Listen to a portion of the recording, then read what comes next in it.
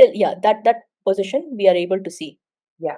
Hi everyone, I'm Nisha Shenoy, the host of the Inside Edge podcast, and today we have a very special guest in our Women's Day edition. We have Commander Madhavi with us. She has served the Indian Navy for 14 years. What an honor to have you, ma'am, on our podcast today. Thank you so much. With 14 years of Navy experience and another 14 years of successful corporate stint, she brings in wealth of wisdom from both the defense segment, and interestingly she is also been researching very rigorously for the last 2 years in yoga. She's a wellness advocate and has authored two excellent books in the space of yoga, yoga for runners and yoga for beginners. So we are going to have lots of interesting stuff today on wellness, fitness, mindfulness, and everything that women need right now in the fast-paced lives, modern lives that we all live. Welcome, ma'am, and I'm truly, truly honored to be even speaking to you today. Thank you so much, Nisha. Honor as well to be here, and I'm looking forward to the conversation as well. So, first of all, very excited to understand how did someone from army and then corporate you have come into yoga. And usually people just jump into doing yoga, but you actually wanted to research on yoga. You come from an academic stint of mine. Was that always part of your life? How did research in yoga come up? My background, I started my career in the armed forces, like you brought out, 14 years. And when you are in armed forces, it's like you're very external, right? You want to run the military training itself is like very rigorous and very external. So at that point in time, we don't even think yoga can really help a human or individual, because you just all you're doing is going outdoors, running. And so that's how my career started. And after that, of course, I ventured into corporate, and again another very external life took over. So yoga, I wouldn't say yoga happened in my life. Probably that seed was there. My dad, he was a mechanical engineer. I belong to Hyderabad, and I was born and brought up and raised here. So he used to travel to Mumbai for his work. So he picked up these small little yoga books from those platforms, and those days they used to sell. Now it is not there in near Flora Fountain and all. So I used to bring those books home, and I was probably 10, 11 years old. My brother was maybe 9, 10 years old, and he used to wake us up. 5:30 our day used to start, and he used to read. He was a excellent reader. He would just internalize whatever is there in a book if the book attracts him, whether they are technical publications or whether they are homeopathy books, or whether they are anatomy related books or like yoga books. So he was my first yoga guru, so to say. So till the time I was under the control of parents, we would do yoga every morning. So that's how. And once I left home for my studies, he got posted to North. I stayed back in Hyderabad for my first further studies and all.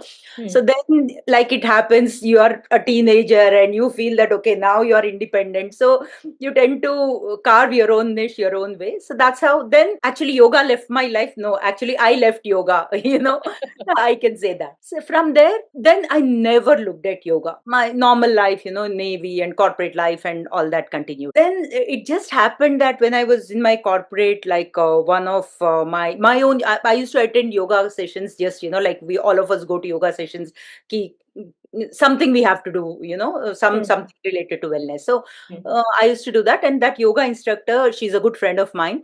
She said, "Yahan pe there is one advanced yoga sessions that I've started. You come, we'll go." I said, "Yeah, advanced yoga, where will I do?" She said, "No, I'm also going. I'll be there with you. You come." So I went and I joined that so-called advanced yoga course. And the instructor, now he became my mentor. I'm still under his guidance, under his mentorship, Rupesh Parekar. And the way he guided me through, he understood, if he gives me yoga like a normal yoga package, I will run away. I won't stick to the session. So he started throwing those advanced asanas at me. Then I realized, oh my God, I'm not able to do this. I'm not able to hold this. That really hit my ego. Then he trained me through this. And 6 months down his classes, He told me there is a competition that is happening. Why don't you go and attend that competition in science, a district level competition? I said, yeah, I've just started learning. He said, no, you just go and see. You see what kind of asanas those women do. You know what is the competition like? What is the kind of yoga postures people, the human body is capable of doing? So I went, and in my category, I won a silver medal. To my own surprise, I said, "Oh, is it? If you win something, then that interest Yeah. naturally Yeah. comes about, right?" Mm. So that's how. Then one thing after another, I went and I won a silver in state, and then gold in nationals, and I went on to. Wow. So this journey took over a period of 2 years. I went to a lot of yoga competitions. I won an international gold, international silver. So when that was happening, because when you go to competition, you practice a lot. You know, it is Mm. not like your regular 1 hour practice. You actually practice because you have to hold the posture, you have to have Mm. control over breath. So when you connect that breath to your body, your mind, and your movement, actually your nervous system, the entire physiology, your system undergoes a change. It is not about losing weight, it is not about looking sharp, it is nothing external, but internally that transformation happens. That's how our body and our mind, our system are designed. So that transformation was happening within me. I could actually sense that change. So when that transformation happened, I wanted to understand why this is happening. Now I know this is happening. What is happening, I knew. Why it is happening, I didn't know. So Mm. I wanted to understand. That's when I said I wanted to study yoga in depth. I wanted to understand the science behind it, the logic behind it, that Mm. these simple so-called movements, the breath, and why does it, change a person so much, transform a person. So that's when I decided to leave my corporate career, and I studied yoga in depth for 2 years. I'm a qualified yoga therapist as well, and I was meaning to go back to my corporate life after these 2 years. But after, at the end of 2 years, you feel, oh, I have found my calling in life. And I said, this is what I want to do with my rest of my life. And this is what I want to take to the world. It is very, very easy, very simple to stay healthy. So I said, this is my mission. And that's how I stuck to it. Yeah. Amazing. What a journey, ma'am. So, yesterday we had a chance encounter at Nilofer Cafe in True. Hyderabad, and it was just a coffee meeting. And today we are talking about yoga. I was so enriched with just that hour of talk with you. There was so much to learn from, someone who's, not just served the nation, but also looks at yoga in a whole different light. I think in our modern lives, what has happened is a lot of us want everything done very easy for us. We are living in a world where you have quick commerce, Swiggy's and Zomato serving everything at the tip of our fingers, and groceries at your doorstep. Everything is like delivered at your doorstep. So literally, there is no need and reason for me to step out, and which has also become a reason for us to kind of stay disconnected from Yeah. not just from each other but also from our own bodies. So True. this conversation was like a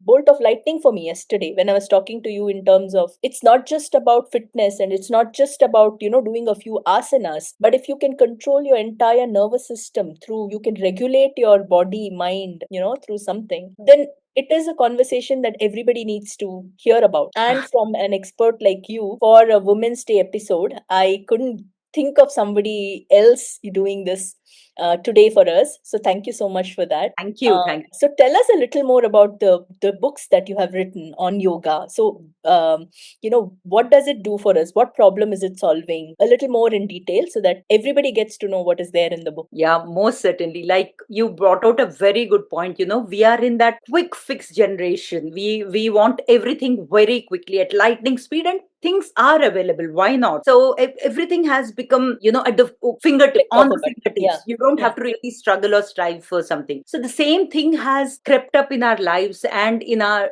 to our health as well. Like we want vitamin D, we feel that, oh, we pop a pill and vitamin D is all served on a platter.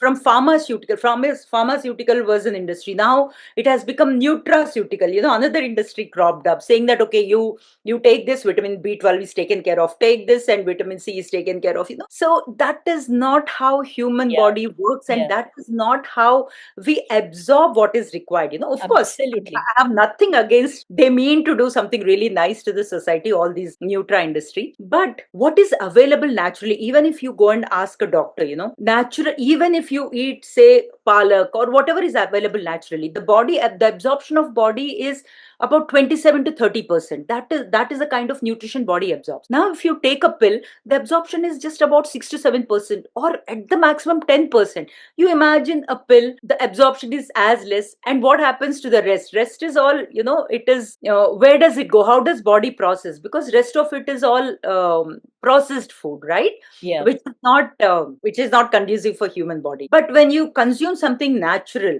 what is required body takes, and what is not required, that also acts as roughage, that acts also helps you in elimination. So the more natural you stay, better it is for you. So that is where, from I'm just trying to explain it from the dietary perspective, because it will be easier for us to understand and process it mentally. And as far as wellness is concerned, there is no other substitute for the body as well as for the mind than moving a bit, Movement. little bit of movement, because we all do not have so much time. We don't have luxury of spending 1 hour 2 hours on the mat, or going out. All of us do not have that luxury and do not have that inclination as well. That's why my first book, it talks about 30 minutes, just 30 minutes, which is about 2% of your time in 24 hours. 30 minutes a day, and I called it to immunity and health. So this, why immunity and health? Because when we had this book, was written soon after COVID. So when we thought of immunity, all of us think of short. We don't think of inherent immunity that exists within us. Basically, it has to be harnessed, it has to be cultivated. Just 30 minutes you spend. Now, because you're spending 30 minutes, you want those 30 minutes to be absolutely curated for you, right? I mean, you don't want to do, you have, say, a stomach issue, then your 30 minutes might as well, address your stomach issue, not address your focus or concentration. So that's why in this book, I curated different 30-minute modules for different professional challenges. So you don't even have to think today what to do. Like for somebody sitting most of the day, software professionals. So you see what you're doing throughout the day and accordingly pick your 30 minutes. So it covers professionals sitting most of the time, standing most of the time, speaking most of the time, like somebody preacher or, teachers, globe-trotting professionals. Today they are here, tomorrow they are abroad, or you're traveling from one town to other town, one country to the other country.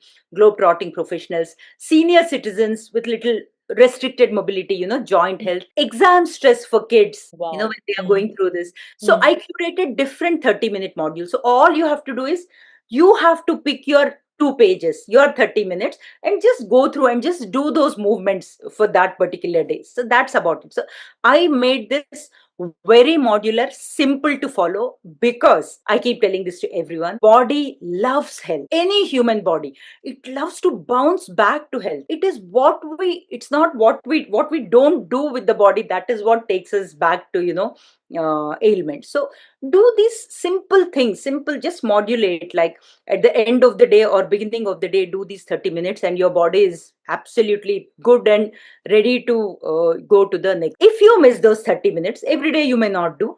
Throughout the day, simple practices brought to your day. Like if it's a software professional, just get up, stretch a bit. If somebody is speaking most of the day, what they have to do. So again, for each of these professional requirements, if you miss those 30 minutes, what you can do throughout the day, that I listed. And if you miss that as well, end of the day relaxation. So you can combine all three, or you can just take one, or end of the day just relax, and then your body is reset. That's what this book is, very, very practical, ready to, implement. But you have to do, you have to move. That's what this book is about. And thank you so much for sharing more about the book, ma'am. And from what I understand from the conversation, this book should be mandated in every school, in every college, in every corporate. It sounds like you have given us a handbook for mindful living, for longevity. I hope somebody is listening to this and schools take I the hope so. required action. Because if Yeah. someone like you, who's not just an army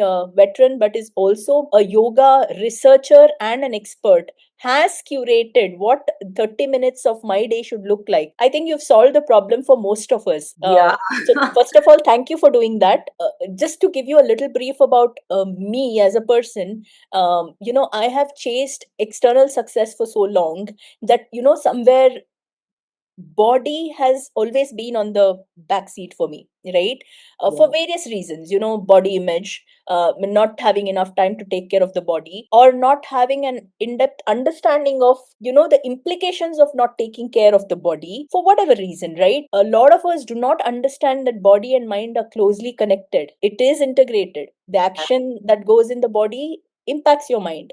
And Absolutely. so instead of trying to simply fix the mind all the time, which a lot of us without understanding are doing Yeah. through just therapies or just empty self love chants and affirmations and all those stuff, things will not change on the inside, right? So Absolutely. your book is going to actually teach us in a way to understand and listen to the cues of the body and integrate it and make that 30 minutes really valuable for each one of us. So, Absolutely. thank you so much for doing this for us. And I'm going to order my copy right after this podcast because I think I am also someone who needs this more than anyone else. Thank And you, Nisha. So may one more, I mean, because now that you have brought it out and you have beautifully brought out the essence of the book and the practicality of it. So this has been mandated. I mean, this is all the Sainik schools have taken this book for all their libraries across wow. the country, and Navy, Army, and Air Force have taken this for their libraries across. For the sheer practicality and applicability of this book. So I'm really happy if this book serves its purpose. I Yeah. think most schools and colleges also should start looking at books like this, where we start putting physical and mental health and start looking at it as something more integrated than Great. looking at it as Very, two different very true. aspects. Because Very true. what I have understood so far through my life's experience is that fitness cannot just be fitness, it cannot just be physical fitness. It is an Absolutely. overall wellness angle is what a lot of us have to start Absolutely. understanding. And Yeah. there will be days where your body will not listen to you, like in your midlife, a lot of times our bodies are not in our control.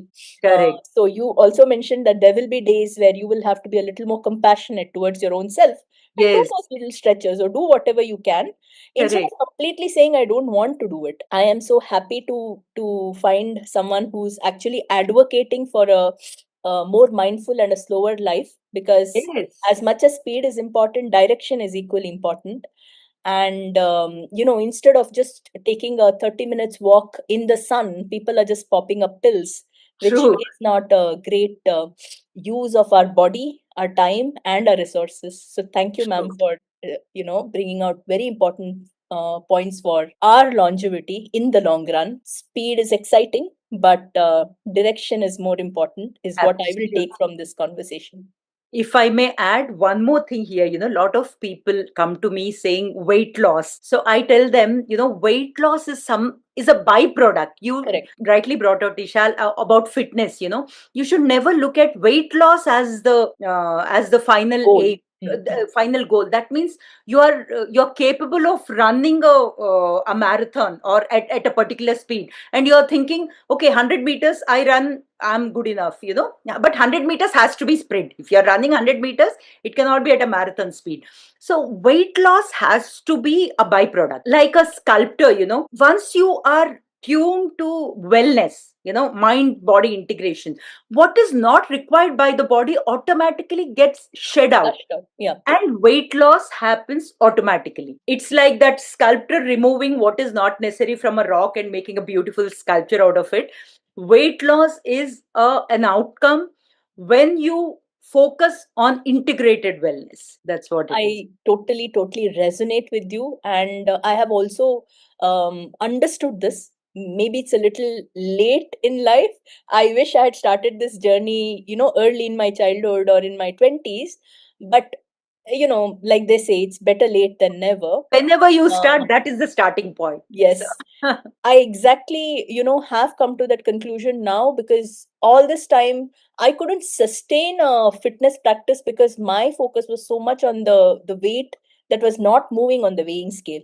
So when that becomes your goal, it is yeah, so easy to give up, because true. I am looking at fitness from a calorie standpoint, or I'm looking at fitness only from a weighing scale standpoint. And when I don't see those results, right, it demotivates Yes, anyone, right? We are true. all a product of validation, whether it is Absolutely. from the weighing scale or from the mirror or from someone. And then when that doesn't show, it gets to us. But somewhere I think the intrinsic valuation for somebody to get into the wellness space needs to be a little higher than that, where True. we start looking at our own health, longevity, our wellness, both physically, mentally. There are so many beautiful aspects to just staying healthy. Yeah. And Very rightly said, Nisha. Very beautiful. happiness is not something you can pop, to a Yeah. pill. You can, and as many trophies and accolades as we may win, there is no guarantee of happiness unless you Correct. are intrinsically happy, Yeah. right? True. So Absolutely. the amount of good hormones that a fitness practice, a wellness practice can give is True. natural. There's Yeah. no Yeah. substitute to that. Absolutely. And it is internally governed, no? Then Yes. there is, you're not leaving your remote to someone else externally. The control is with you. So Mm. it's a very beautiful place to be in. And thank you for writing that book. Time is also a thing. It's relative. I mean, I can't call it an excuse. Correct. It's different for different people depending on the stage and phase they are in. So maybe your book will bridge that gap of whatever it I is. hope so. That's why that is another aspect that I wanted to address, that you don't need to give too much of time, just 30 minutes. Yeah. So You have that made it. constraint you is, you have left us no excuse but to stop yeah. that somewhere. And thank you for that effort for uh, Thank you. picking that mission and running with it and making wellness a part of everybody's life. You have democratized it to that extent that we no longer have to depend on someone or figure out. You have figured it out for us. That is the aim, and I hope people really follow. Of course, this book has found many homes. I'm really happy at the way people have responded or taken to this book, and I just hope that this really changes and transforms people's lives. Tell us, where can we find the book So it on? is available on Amazon. It is available at few bookstores in Mumbai. Tidal Waves and few other bookstores keep it. But Amazon, Flipkart, it is definitely available. Wonderful. I think that's the easiest way most of us Easiest, procure yes. these days. So whoever's listening to the podcast, I don't see a reason for us not to go and order our copies today. You've made our Women's Day even more richer. Not Oh, just thank shared you. your wisdom here, but you're also giving us a reason to improve the quality of our lives. Thank you for that, ma'am. Thank you. Yeah, I'm very curious to. I've been waiting to ask this question. Indian Navy. I mean, was that an accident? Was that a thought out decision? How did it happen? Did you always have that bent of mind of serving the nation someday? Or it's not every day that we hear somebody going into a defense career, women Yeah. more so. Like, what prompted you to take that? Was there any particular childhood influence, or what exactly is your story? Tell us. So I think maybe I was a bit of a rebel. I really wanted to do something that nobody has done in Mhm. my family, at least. So there is, from my family at least, there is no one in the defense in my first circle or second circle, like first cousins or mama or second, set Mhm. of group of relatives. No one in the army ever. When I was passing out of my college, Indian Armed Forces had open gates for women. So that's when I said, "Oh, let me give it a try." My parents were surprised. How did you think of applying? I did not even ask them whether I can apply. No, I just went ahead and applied. When the call came, okay, you are selected for the interview. That's when I told them that, look, I'm going to. There were two places I went to: Dehradun for Air Force and Bangalore for the Navy.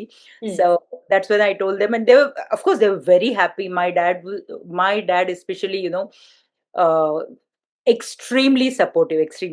So that's how I told them.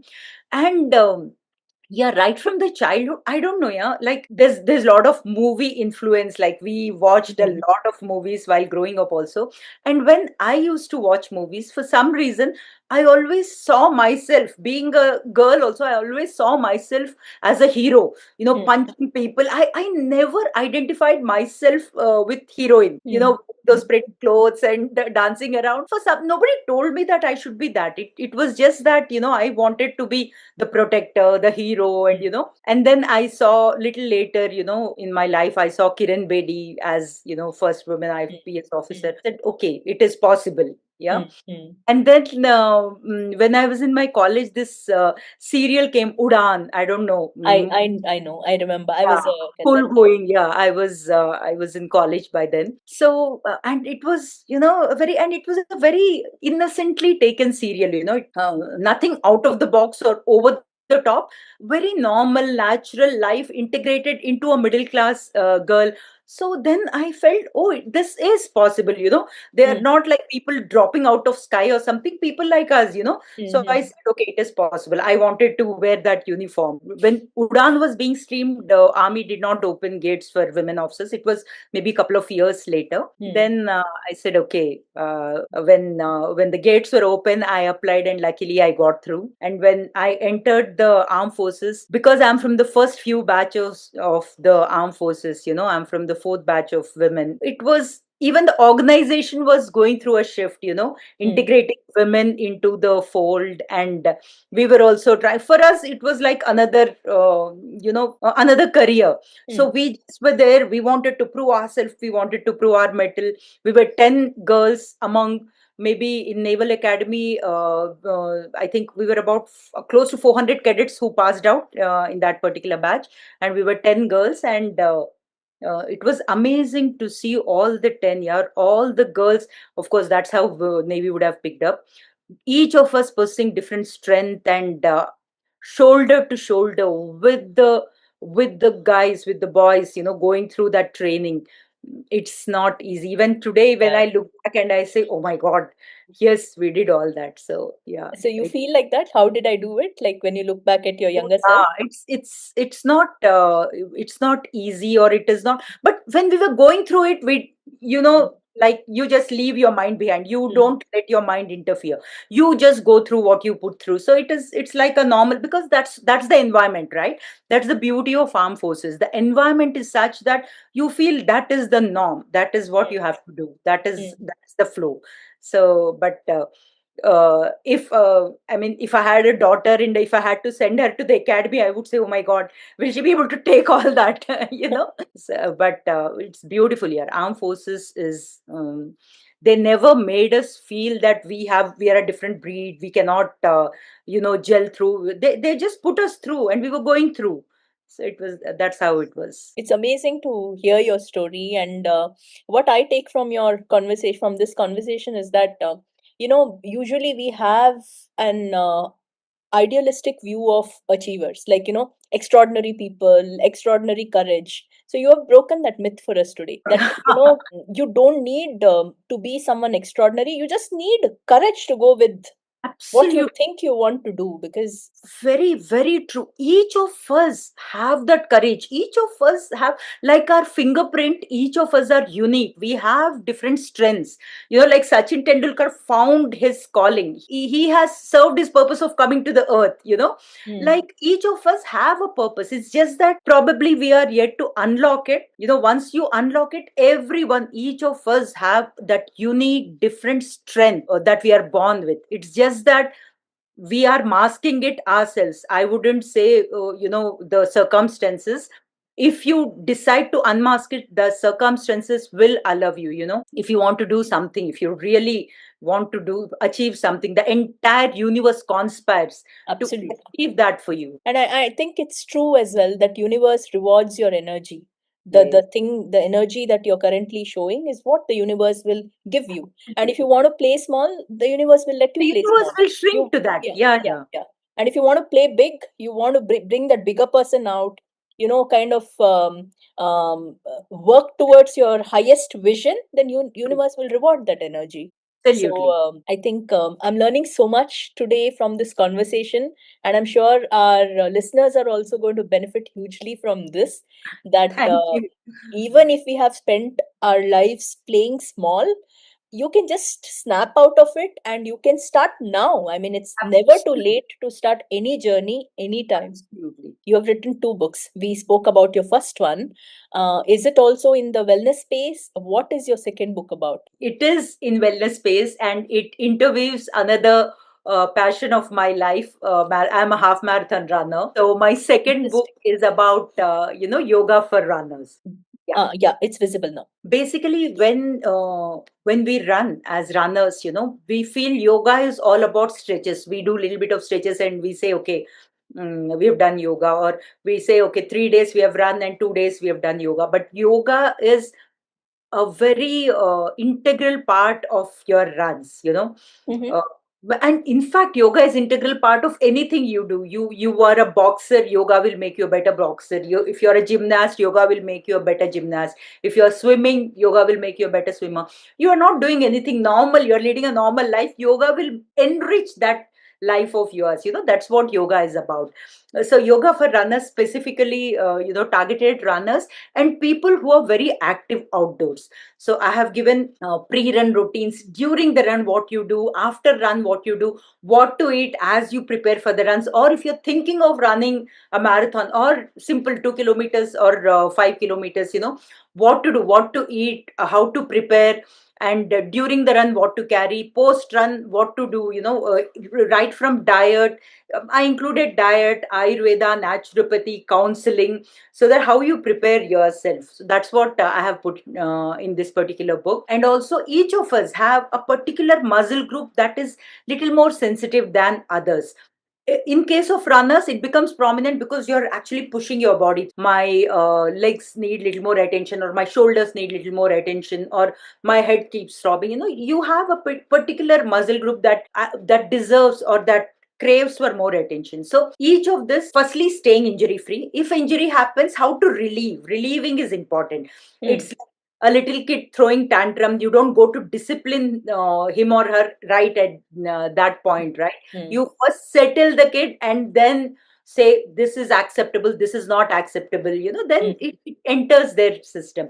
So that's what. So staying injury free, if injury happens, how to relieve, and then how to strengthen that particular muscle group. So for each of these, I have given different set of asanas along with breath work and meditative techniques. Another very crucial part of running, mindset is that we just want to run. Leg is broken, we want to run. We are on wheelchair, we want to run, because that gives a kind of dopamine, right? So it's like drug, you just have to be on the track all the time. So yoga for runners addresses that. If your body deserves, if your body is craving for attention and asking for a pause, you should be able to give that pause, like hold back to go farther, to run more efficiently. So it's all about addressing your mind, your body, your emotions, putting everything together just to make your runs more efficient, so that you can run farther, longer, and you are on track continuously. There is no stoppage, nothing will stop you. That's what this book is about. Amazing. So my two takeaways from what we just spoke is that are not only giving us, giving the runners um, the do's and don'ts in their regular running journey, but what you're also teaching us through the book is that rest is repair. If your body is asking for rest, then allow it that time, and don't just look at the dopamine, and don't make anything addictive, that Correct. your daily life depends on the dopamine that comes from it. If we rest and give that body enough time to repair and rejuvenate, then it again makes your journey so much more elevated in the long run, right? While I'm personally not a runner yet, I do walk, and I truly hope that someday I will be able to run a marathon. Oh, you will. Trust me, it is not difficult at all. So that is another part of this book. This book is not just for people who are running. So also, if you think of running, you can just pick up this book and it will actually put you on track. So it is whether you're running 2 kilometers, 20 kilometers, or 200 kilometers. This book encompasses everything. So I was a runner. I put that heart and soul into the book, and I wanted people to feel that impact of running. So if somebody is not really a runner, what is it that gets you to the track?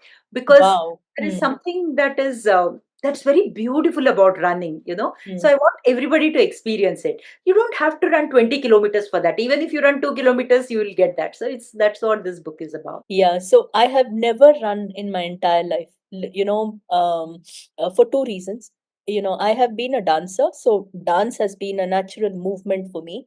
Yeah. But again, like you mentioned while we were speaking, when you went to Navy, the yoga part got left out for some time. Yes, The same thing happened with me in my life's journey. Somewhere, some of the things that you pick up in your childhood just get lost. So true. maybe it's a good time to pick that up. And I have seen the high that comes from dancing because it's cardio, and Oh, yeah. it's not just, it's a different form of thing. I would love to run someday. That's been there on my mind. And if that happens, I think it's another thing on my bucket list which will get ticked off, because I have never visualized myself running ever. So if your Yeah. book is doing that for me, I would really want to try that. One Yeah. of the things that stops me is the fear of trying something new. It's just the mindset that as a block. Yeah. What if I fail, or what if I'm not able to do it? True. The what if is so much more bigger than That's for actually. most of us, Nisha, most of us, especially when we are success oriented and we are Yeah. Mm, ambition driven, mm, certain things hold us back for the fear of failure. So we should, in that, under those circumstances, we should just do things for the feel of it, not looking at outcome. You can just go outdoors and run those 300 meters and see how body takes it, what mind. It's nothing to do with timing. Don't time yourself. You just enjoy the process. That's where you start. amazing. And thank you for that tip. I'm going to take that, small plunge maybe tomorrow and see how that feels. Just to Lovely. elevate that if, if this space book from. can do it, yeah. Yeah, I mean, while I'm walking every day, maybe just spend the last 5 minutes just Yes. doing a small sprint Small. and Yes. see Yes. how it feels, and if that changes, my life and somebody else's life, why not? True, true. And also, I gave one complete chapter I dedicated to decoding Patanjali Yoga Sutra. People think Patanjali Yoga Sutra is something very spiritual, something very philosophical. It is a very, very practical, Sage Patanjali has put a very practical guide for the entire humanity to follow, you Mm, know.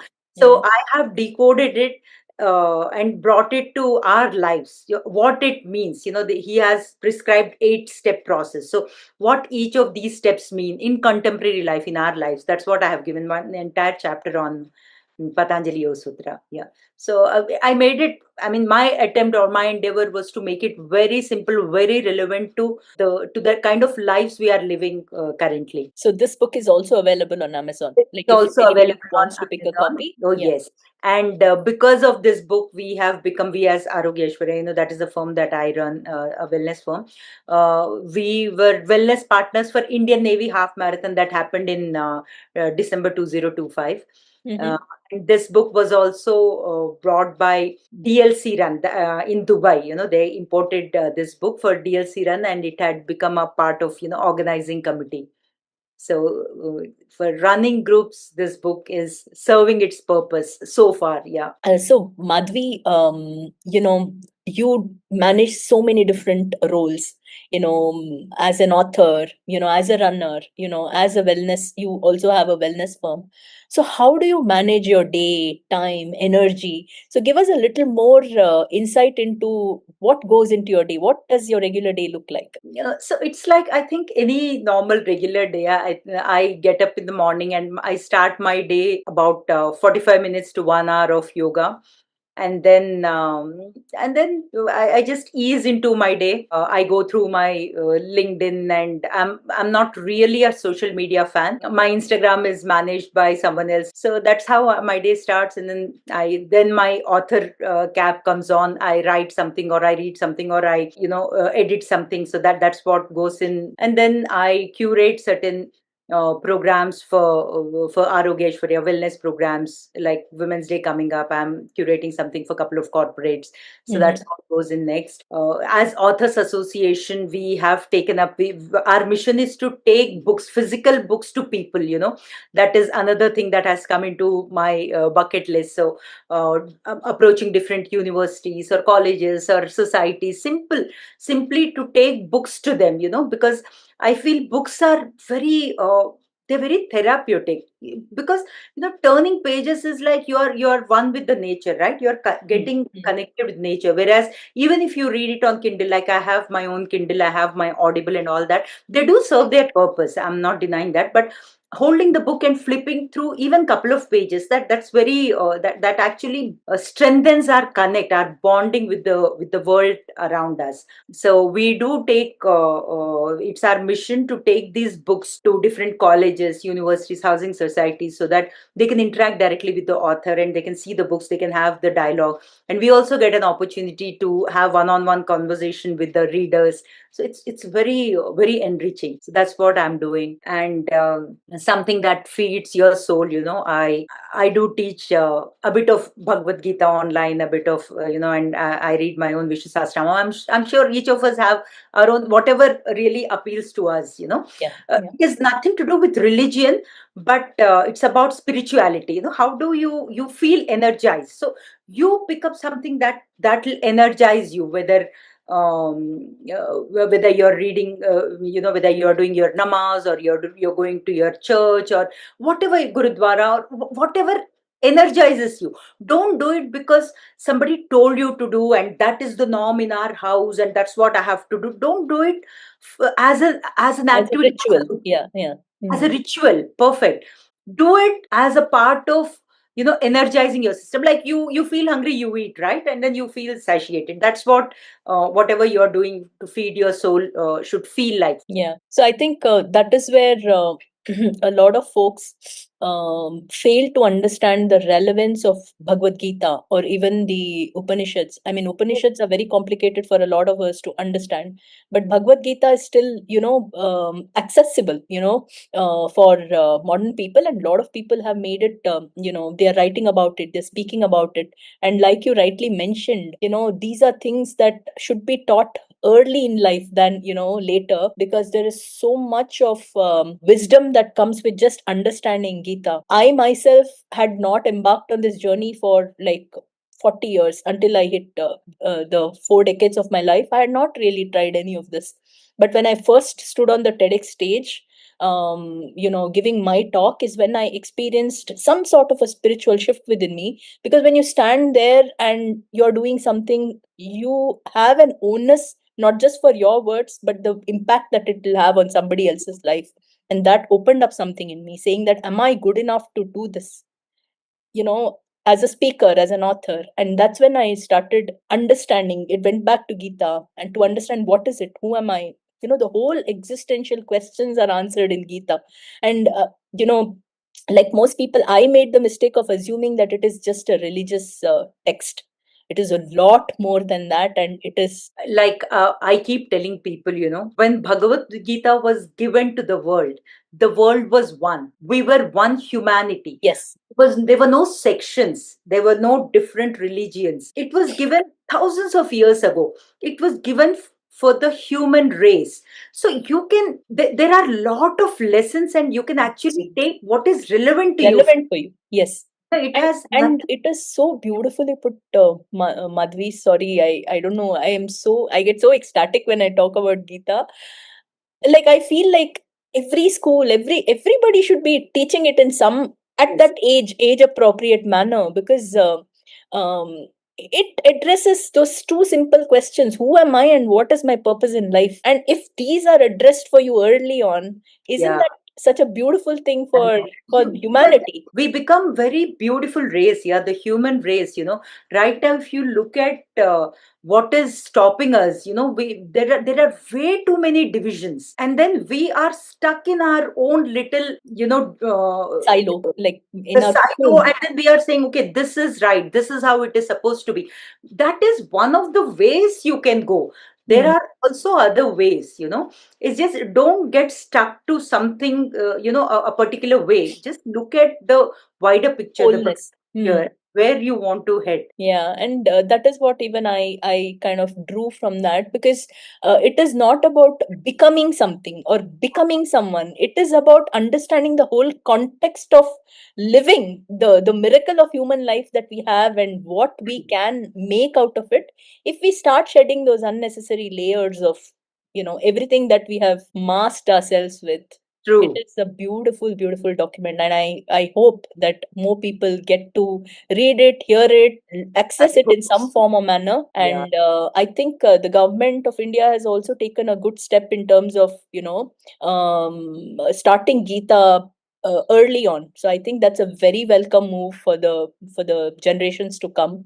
True. So religion needs to be separated from spirituality, like you rightly Exactly. said. Absolutely. Uh, and the amount of clarity, the amount of peace that can come from there, I Yeah. think sometimes I feel happiness is overrated. Peace is the thing Peace, that, peace and joy. That is yeah. the ultimate. Yeah. This is such a enriching conversation that we've had on a Women's Day special episode at the Inside Edge podcast. You have given us so many important things to think about, be it career, be it life, in terms of how we should look at wellness, integrating body and mind in our everyday practices. Two beautiful books. Uh, you have written and gifted the world. I'm so happy to be even sitting here, and I'm nobody to be doing this, sitting here and talking to someone like you. Absolutely a You are privilege to. you are creating this universe, taking certain things to the entire world. It is very beautiful. It's really very beautiful and very heartening what you're doing. And I wish you all the success.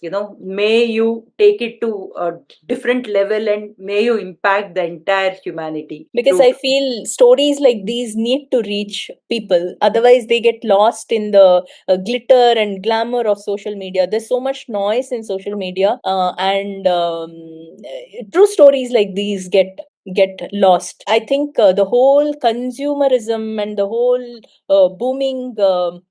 Business and the whole side of it has somewhere taken away the charm of real stories that Yeah. do exist in India, made from India. If I can, in some way, as an author, as a storyteller, bring out those stories, I think my job is done. You're doing a brilliant job at it. Thank you so much. So, before we wrap up, what is your one advice for the modern woman? I mean, each of us are living our lives. Yeah, like let me get it back to the theme of Women's Day. This year, give to gain. The entire womanhood. We feel that we have to give somewhere, even if nobody tells us. We feel it's our moral responsibility to just give. But there is something like that. Give to gain. I really like that phrase because and gaining is not necessarily in the form of materialism. Gaining, like you beautifully brought out, Nisha, gaining is in the form of peace, in the form of joy. That's what we should aim for. So whatever you give, you see what is it that it is giving you in return. Whether you are giving like a very basic example, like if somebody asks you for some $100, and if you know that that person is going to buy a pack of cigarettes, you will give that 100 rupees, but with a very disturbed energy, right? Like, or he or she will make a wreck out of his life. You're thinking all that and you're giving. Then that kind of giving is no good. No good for you and no good for the other person. So when you're giving something, you see what is it that you're gaining. Maybe even if the reason is the same, then maybe you can say that, okay, I'm giving it right now. You can go, you can smoke, but then think of the repercussions. At least you will be at peace. What is it that the what you're giving is doing to you. So at the end of it, it is you having your own remote control with yourself. You're not leaving the remote with anyone else. So Someone. whatever you are giving, whether it is money, whether it is support, whether it is any kind of your words, your deeds, give it with the purpose of impacting others' lives, and give it and be conscious of what you're gaining against it. That will really settle your energy. That's what I would like all the women, in fact everybody, to be conscious of. And I think once we are conscious of that, once we are conscious of our own energy, I think we'll make this world a very beautiful place. Amazing. What a brilliant piece of advice. Be mindful even while you're giving something. I think I have not heard something like this in a long time. So thank you so much for that.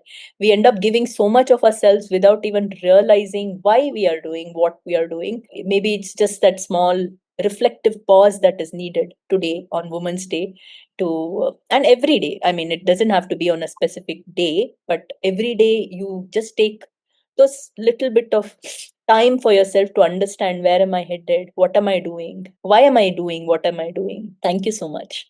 Thank you. Thank you, Nisha. It was beautiful, talking to you, exchanging, thoughts, and very nice and wonderful work you're doing. Keep at it and keep inspiring. Thank you so much, ma'am. And to all our listeners today, if you have learned anything, any one key takeaway or lesson that you're going to take back into your life, please drop that in the comment so others can also learn from your learning. And we hope to see that you have improved your own life, your energy, your vibration by harnessing the power of yoga and everything that our culture truly represents and stands for. Have a great life ahead. And it's from Madhavi and me. We thank you for sparing your time with us, and wish you luck and good health every day in your life. Thank you so much. Thank you so much. Have a wonderful, joyful life.